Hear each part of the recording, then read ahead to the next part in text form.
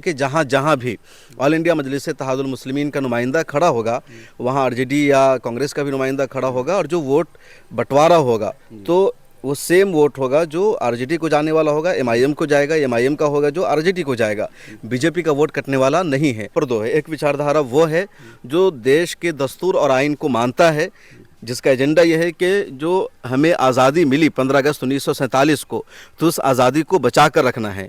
भीमराव अंबेडकर और उनकी जो पूरी टीम ने जो आइन बनाया था उस आइन को हमें महफूज रखना, उस आइन में किसी तरह के चेंजेस ना हो, कोई तब्दीली ना हो। कांग्रेस की बात की, एमआईएम जिस महागठबंधन में मिलने की बात कर रहे हैं उसी में कांग्रेस भी है, तो आपको नहीं लग रहा कांग्रेस इस बात में रोड़ा अटकाएगी कि एमआईएम को हम अपने गठबंधन में न लें?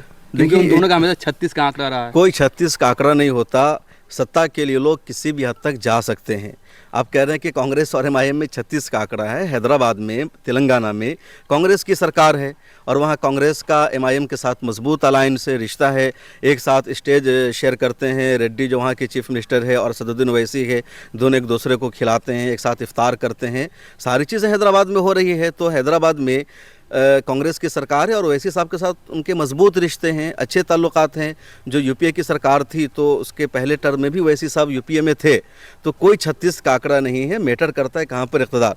तो इक़्तिदार के लिए लोग कभी साथ भी हो जाते हैं, कभी आपस में लड़ाइयाँ भी करते हैं। तो जितनी पॉलिटिकल पार्टी है इनकी जो लड़ाई होती है बस दिखावे की होती है। ज़रूरत पड़ने पर ये साथ हो जाते हैं और हैदराबाद की मिसाल मौजूद है। तो ज़रूरत पड़ेगी, अगर ओवैसी अपना इतना दमखम दिखा देते हैं, वो महागठबंधन को मजबूर कर देते हैं कि उसको अलायंस करना पड़ेगा, नहीं तो नुकसान होगा, तो लोग करेंगे। इनके पास ऑप्शन नहीं बचेगा कुछ। अच्छा, तेजस्वी यादव की एक पॉलिटिक्स में सबसे अच्छी चीज़ ये रही कि वो हमेशा जो मुस्लिम वोट है उसको साधने की हमेशा कोशिश करते हैं। उसकी सबसे बड़ा मिसाल उसामा साहब, जो शहाबुद्दीन साहब की वाइफ है, उनको साथ में लिया। तो आपको क्या लग रहा है तेजस्वी यादव को ये बात तो हजम हो जाएगी कि जो मुस्लिम वोट है वो अलायंस करके असदुद्दीन ओवैसी साहब के पास चले जाए और जो मुस्लिम लीडरशिप है, जो मतलब एक कबूलियत है मुसलमानों में असद साहब की, वो असद साहब को मिले? ये तेजस्वी यादव ऐसा कर सकते हैं क्या? देखिए, तेजस्वी यादव की पूरी कोशिश होगी कि जो भी मुस्लिम वोट है वो बीजेपी की तरफ ना जाए, या कम से कम उन वोटों की वजह से बीजेपी का किसी भी तरह का फ़ायदा न हो। तो उसका एक फैक्टर ये भी होगा कि असदुद्दीन ओवैसी के साथ कैसे बार्गेनिंग की जाए, कैसे डील की जाए। ये बात भी सच्चाई कि असदुद्दीन ओवैसी का एमआईएम का पूरे बिहार में प्रभाव नहीं है। बिहार का जो मिथिलांचल का एरिया है या जो गया का एरिया है, यहाँ पर एमआईएम का कोई मजबूत वजूद नहीं है। यहाँ इनका कोई कैडर नहीं है, यहाँ इनकी पार्टी मजबूत नहीं है। तो सीमांचल का जो 4 ज़िला है उसमें किशनगंज में एमआईएम सबसे ज़्यादा मजबूत है। थोड़ा बहुत पूर्णिया के कुछ इलाकों में, कुछ कटिहार के कुछ इलाकों में, अररिया में भी एमआईएम का ज़्यादा मजबूत वजूद नहीं है। जो कि हाट में वहाँ शहनवाज आलम को जीत मिल गई थी, लेकिन शहनवाज आलम को उसमें अपना भी असर और रसूख था।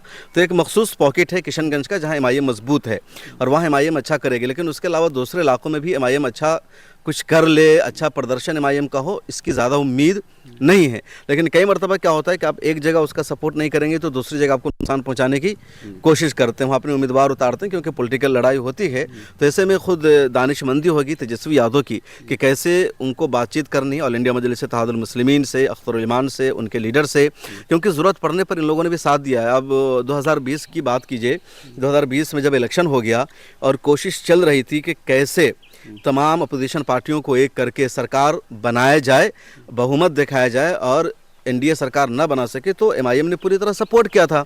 जब स्पीकर का इलेक्शन हुआ तो एमआईएम का जो वोट गया था, एमआईएम के 5 एमएलएस का, वो आरजेडी के जो नॉमिनेटेड स्पीकर थे उनको वोट किया उन्होंने, कोई एनडीए के स्पीकर को वोट नहीं किया। तो ये मैं कहता हूँ कि अलग अलग पार्टी है लेकिन विचारधारा जो मुल्क के मफाद में है वो सबकी एक हो जाती है और वहाँ पर सब एक हो जाते हैं। तो आरजेडी को भी कोई ना कोई अलायंस करना चाहिए। कई मरतबा प्री पोस्ट अलायंस होता है ना, कई मरतबा पोल के बाद होता है। तो कोई भी ना कोई एक अलायंस होना चाहिए। आप या तो ये तय कर लें कि आप इतनी सीट पर उम्मीदवार उतारिए, जहां आप उम्मीदवार उतारेंगे वहां हम डमी कैंडिडेट देंगे, वहां हम अपना चुनाव प्रचार प्रसार करने आएंगे। तो कुछ ना कुछ तो बैठना होगा, मतलब सीरियस लेना होगा। तेजस्वी यादव ऐसा नहीं है कि मुस्लिम लीडरशिप को, एमआईएम को सीधे सीधे इग्नोर कर देंगे कि हम आपसे बातचीत ही नहीं करेंगे, आपको हम मुँह ही नहीं लगाएंगे, आपकी कोई वैल्यू ही नहीं है कि मुसलमान आपके कहने पर वोट करेगा। अगर तेजस्वी यादव कुछ इस तरह का मैसेज देने की कोशिश करेंगे तो यकीनी तौर पर नुकसान होगा, क्योंकि इस वक्त जो मुसलमानों के एक तरह से लीडर माने जाते हैं, मुसलमानों का जो एक फेस है वो असदुद्दीन ओवैसी का है। और ये जो मामला बढ़ता जा रहा है मुसलमानों का, जो भी कोई मामला होता है असदुद्दीन ओवैसी मजबूती के साथ आवाज़ उठाते हैं, उनकी पार्टी आवाज़ उठाती है।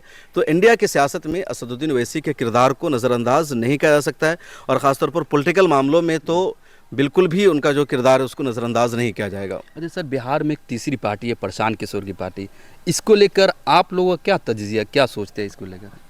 देखिए, इंडिया में जमहूरियत है, डेमोक्रेसी है, मुख्तलिफ पार्टी चुनाव लड़ती है और कुछ नए लोगों को मौका मिलना चाहिए। तो मैं प्रशांत किशोर को कोई गलत नहीं समझ रहा हूँ कि अब एनडीए 20 सालों से इक़्तिदार में है, आरजेडी भी इक़्तिदार में रह चुकी है, तो सियासत का उसूल है कि नए लोगों को मौका मिलना चाहिए, नए युवाओं को मौका मिलना चाहिए। जिसका बाप सीएम रहा उसी का बेटा सीएम हो, उसी के ख़ानदान में हो, ये डेमोक्रेसी के ख़िलाफ़ है, जमहूरियत के ख़िलाफ़ है। नए लोगों को सियासत में आने का मौका नहीं मिलता। तो प्रशांत किशोर अच्छी कोशिश कर रहे हैं, उन्होंने अपनी पार्टी बनाई है, लगातार वो पिछले 4-5 सालों से ग्राउंड पर काम कर रहे हैं, जगह जगह उन्होंने टीम बनाई है, तो यकीनन वो कोशिश कर रहे हैं। अब फैसला आवाम पर है कि आवाम उन पर भरोसा करती है नहीं करती है, उनको वोट मिलता है नहीं मिलता है, लेकिन वो एक कोशिश कर रहे हैं, उनका अपना एक मकसद है, उनका एजेंडा है। लेकिन उनके आइडियोलॉजी को लेकर सवाल कर रहे हैं, भाई आप किस आइडियोलॉजी के साथ चल रहे हैं?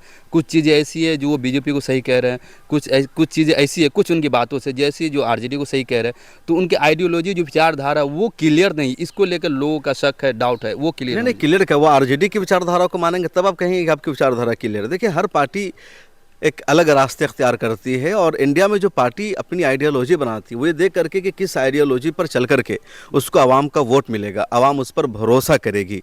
तो प्रशांत किशोर को लगता है कि देश की आधी आबादी वो है, बल्कि उससे ज़्यादा, जो बीजेपी की आइडियोलॉजी को पसंद नहीं करती है। देश का एक तबका वो भी है जो कांग्रेस को पसंद नहीं करता, आरजेडी को पसंद नहीं करता। ये लोग आरजेडी के खिलाफ जा करके बीजेपी को वोट करते हैं, जनता दल यूनाइटेड को वोट करते हैं। तो अब प्रशांत किशोर इन्हीं दोनों के बीच में अपना एक रास्ता तलाश कर रहे हैं कि हम ऐसी कौन सी बातचीत करें जिससे हमें लोगों का वोट मिले। जो लोग आरजेडी के सपोर्टर है वो भी हमारी तरफ आ जाए, जो बीजेपी के सपोर्टर है वो भी हमारी तरफ आ जाए, उनको लगे कि कुछ नया आपके पास है, आपके पास कोई नई स्कीम है, आपके पास कुछ नई सोच है, आपके पास कुछ नया तजर्बा है। तो प्रशांत किशोर इसलिए अपना एक नया रास्ता अपना रहा है। अब जैसे दिल्ली की मिसाल लीजिए, दिल्ली में आम आदमी पार्टी आई थी तो वो बीजेपी के साथ भी नहीं थी, कांग्रेस के साथ भी नहीं थी, एक अलग नारा उसने दिया, और ख़ास तौर पर करप्शन का सबसे बड़ा नारा था आम आदमी पार्टी का, यह है कि आम लोगों को हम जोड़ेंगे, वीआईपी कल्चर ख़त्म होगा। लोगों को वो अच्छा लगा, लोगों ने अरविंद केजरीवाल को 2 मरतबा बल्कि 3 मरतबा जिताया, वो इक़्तिदार में, इस मरतबा उनकी हार हो गई। तो प्रशांत किशोर भी अपनी एक अलग लाइन इख्तियार कर रहे हैं। तो ये नहीं कह सकते कि अगर सेम आइडियालॉजी आरजेडी की तरह है तो ठीक है, नहीं तो नहीं। सर आखिरी सवाल, प्रशांत किशोर की एक चीज़ ये थी कि हर भाषण में जहाँ भी कुछ होता है सिर्फ मुस्लिम मुद्दों की बात करते हैं, तो क्या लग रहा है मुस्लिम को उन पर भरोसा करनी चाहिए जिस तरह से वो बात करते हैं, खा वो आरक्षण को लेकर, उनको सीट को लेकर, इन सब चीज़ों पर बात करते थे। आपको क्या लग रहा है मुस्लिम समाज को उनकी बातों पर भरोसा करनी चाहिए? देखिए, इस देश में जितनी पॉलिटिकल पार्टी आती है ज़्यादातर कोशिश करती है कि पहले वो मुसलमानों में सेंध लगाए, मुसलमानों का वोट हासिल करे। उसकी बुनियादी वजह है कि उनको पता है कि मुसलमानों का अपना कोई मजबूत पॉलिटिकल वजूद नहीं है। जैसे यादव समाज है तो उनकी एक मजबूत पॉलिटिकल पार्टी मौजूद है, बिहार में आरजेडी है, उत्तर प्रदेश में समाजवादी पार्टी है, और इन्हीं दोनों जगहों पर ज़्यादा है यादव समाज। या दलित है तो उनकी भी एक पॉलिटिकल पार्टी मौजूद है, अपर कास्ट की तो कई सारी पॉलिटिकल पार्टीज़ मौजूद है।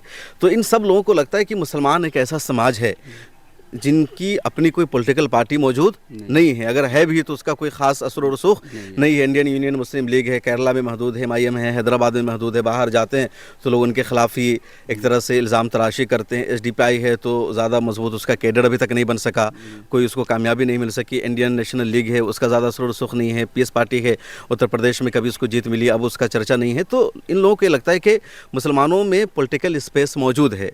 दूसरी बात, उनको ये भी लगता है कि मुसलमान को हर पार्टी ने ठगने का काम क्या है। आरजेडी ने भी मुसलमानों को वो हक़ नहीं दिया जो देना चाहिए था, कांग्रेस ने मुसलमानों के साथ वो इंसाफ नहीं किया जो करना चाहिए था, समाजवादी ने मुसलमानों को वो हक़ नहीं दिया जो देना चाहिए था, BSP ने मुसलमानों को धोखा दिया, और इस तरह जितने लोग आते हैं तो अब ये सब लोग मुसलमानों में अपना वजूद तलाश करते हैं, मुसलमानों को तारीख़ बताते हैं कि देखो इसने तुम्हारे साथ धोखा किया, हम तुम्हें इंसाफ देंगे। और मुसलमान अक्सर इस तरह कि जो बातें होती है, इस तरह के जो खोखले दावे होते हैं, उनका शिकार भी हो जाता है, क्योंकि मुसलमानों को सुनने में ये सब अच्छा लगता है, तो इसलिए वो उनको लगता है कि मुसलमानों में स्पेस है, हम मुसलमानों का कम से कम अच्छा खासा वोट ले सकते हैं, तो इसलिए वो मुसलमानों के बीच आ रहे हैं, मुसलमानों को उनकी तारीख याद दिला रहे हैं। अब फैसला मुसलमानों को करना है कि आपको किसकी तरफ जाना है, किस पर भरोसा करना है। और ये तारीख़ी सच्चाई है, जो मेरा अपना ऑब्जर्वेशन है, तज्ज़िया ये है कि जितने लोग भी मुसलमानों की बात करते हैं, मुसलमानों को हक़ दिलाने की बात करते हैं, वो बस बातों तक महदूद है। कामयाबी मिलने के बाद सब एक जैसे ही हो जाते हैं। अब जिसका भी नाम लीजिए, जिसकी भी मिसाल उठाकर देखिए। ठीक है सर, बहुत शुक्रिया। और उम्मीद करता हूँ जो भी बिहार की जो सियासत की जो सिनारियो थी आपको समझ में आ गया होगा। आप देख रहे थे ज़ूम इंडिया, मैं हूं शमी मनूर।